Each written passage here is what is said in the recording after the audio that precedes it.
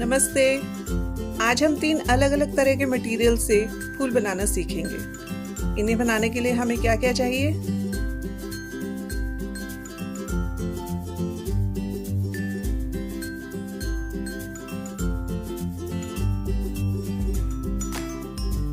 तो आइए शुरू करते हैं।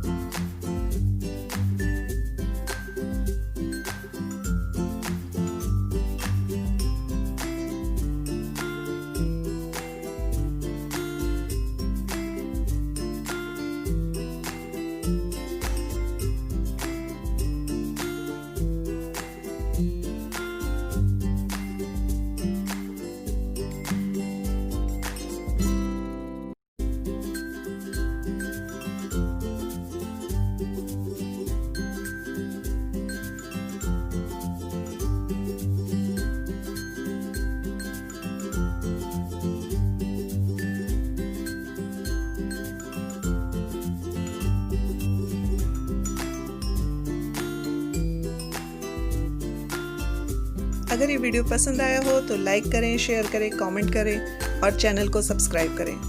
नमस्ते।